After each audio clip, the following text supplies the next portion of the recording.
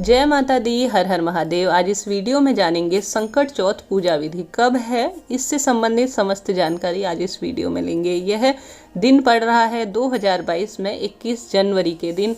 जो भी भक्तजन इस व्रत को करते हैं उनके जीवन में आने वाले संकट गणेश जी महाराज दूर कर देते हैं। जैसे कि यह दिन समर्पित होता है गणेश जी महाराज को। विशेष रूप से बच्चों की लंबी आयु के लिए, सुख समृद्धि के लिए इस व्रत को किया जाता है। देर न करते हुए सामग्री देख लेते हैं। सबसे पहले एक लाल या पीले रंग का पाटा बिछा लीजिए, जिस पर जो है आप सभी को सरल तरीके से गणेश जी महाराज की प्रतिमा स्थापित कर लेनी होगी। हो सकता है जगह के हिसाब से कुछ चीज़ें बदलती हों, परंतु सरल तरीका जो है, जो मेरे घर परिवार में होता है, वह आपके साथ में बांटने की कोशिश कर रही हूँ। इस तरह से गणेश जी महाराज की प्रतिमा है जो मैंने स्थापित कर ली है। आप जो है इस तरह से दीप कलश स्थापित कर सकते हैं या सरल तरीके से एक जल का लोटा रख सकते हैं इस जगह पर। और मैंने थोड़ा सा चावल ऊपर रख लिए थे कटोरी में, उसके ऊपर जो है एक दीपक प्रज्वलित कर लिया। आप चाहें तो एक दीपक ही प्रज्वलित कर सकते हैं और जल का लोटा अलग से। अपनी अपनी इच्छा है, अपनी अपनी श्रद्धा है, किसी भी पूजा को गलत नहीं कहा जा सकता। इसके बाद जो है शंख घंट जो है गणेश जी की पूजा में विशेष होता है, उसे भी मैंने विराजमान कर लिया है। तिल इस दिन खास तौर पर बनाए जाते हैं। तिल के लड्डू, तिलकुटा नाम से इनको जाना जाता है।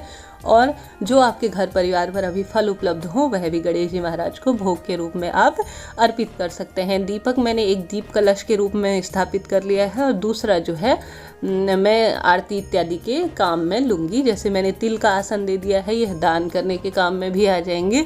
आप चाहें तो चावल या पुष्प का आसन भी दीपक को दे सकते हैं।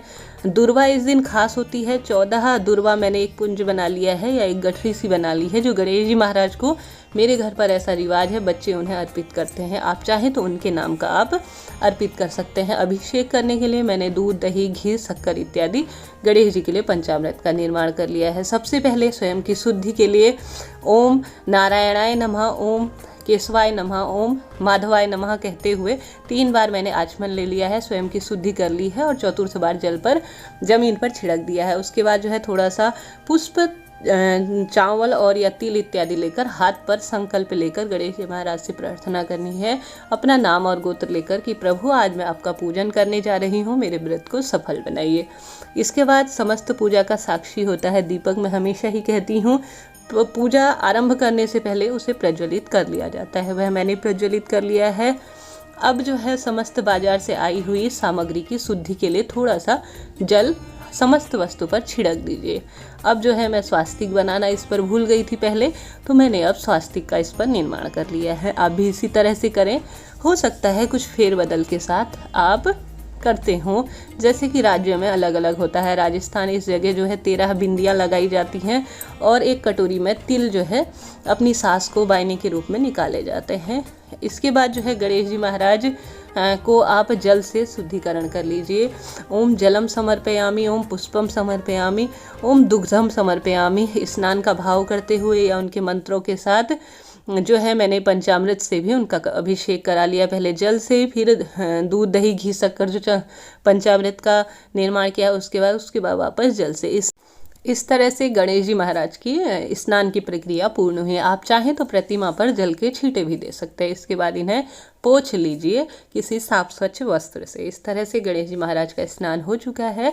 अब आती है इनके श्रृंगार इत्यादि की बारी। गणेश जी महाराज को पहले रोली, चंदन और अक्षत और कोई गणेश जी महाराज को जो है सिंदूर इत्यादि भी अर्पित किया जाता है। हल्दी इत्यादि भी समस्त चीज़ें जो है गणेश जी महाराज को अर्पित की जाती हैं, तो आप वह भी कर सकते हैं। मैं अक्षत चढ़ा रही हूँ। ओम पुष्पम समर्पयामि, ओम जलम समर्पयामि, ओम वस्त्रम समर्पयामि, या इनसे संबंधित आप सभी को मंत्र आते हों तो वह भी गणेश जी महाराज को आप संबोधित कीजिए। इस तरह से गणेश जी महाराज का जो है पूजन किया जाता है। विशेष रूप से गणेश जी महाराज को जो है इसके बाद दीपक पर भी हम लोग गणेश जी का पूजन के बाद उन पर भी थोड़ा सा चंदन और अक्षत, रोली इत्यादि अर्पित करेंगे। अग्नि का स्वरूप इन्हें माना जाता है और समस्त पूजा में सर्वप्रथम इनका ही अग्निदेव का आवाहन होता है। इस तरह से गणेश जी महाराज का पूजन हो गया।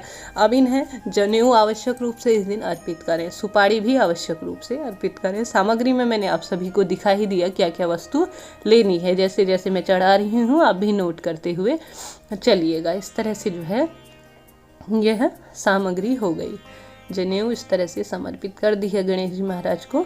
और आप सभी के मन में कोई सवाल हो, पूछना चाहते हो तो अवश्य पूछिएगा। सुपारी भी गणेश जी महाराज को अर्पित कर दी है। और इसके बाद जो है गणेश जी महाराज को दुर्वा अर्पित कर दी है। देखिए इस तरह से गणेश जी महाराज का पूजन हो गया। पीले रंग का वस्त्र अत्यधिक प्रिय है गणेश जी महाराज को, तो मैं उनके लिए यह पीले रंग का वस्त्र अर्पित कर रही हूँ। ओम गंग गणपति नमः या गजाननं भूत गणादि सेवितम कपित्थ जम्बू फलचारु भक्षणम उमासुतम शोक विनाशकारिकम नमामि विघ्नेश्वर पाद पंकजम मंत्र के साथ उन्हें जो है इसके बाद जो है मैं उन्हें इत्र समर्पित कर रही हूँ। यह भी विशेष माना जाता है इस दिन।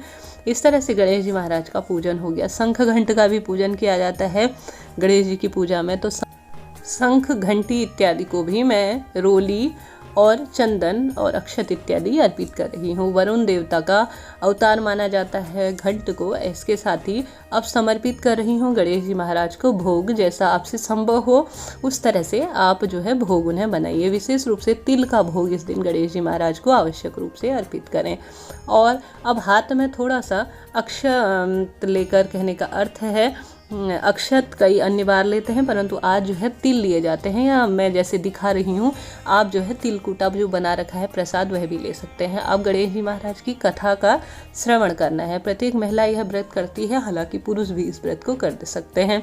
अब जब रात को चंद्रमा के दर्शन होंगे तो इन जो तिल है उनका ही हमें जो है गणेश जी महाराज चंद्रदेव को अर्घ देते हुए अपने व्रत को पूर्ण करना होगा। शाम के समय में इस प्रसाद को थोड़ा सा अंश लेकर इसको खाकर ही व्रत जो है खोला जाता है। हमारे यहाँ यह रिवाज है। अब जो बारी आती है वह आती है पूजन की।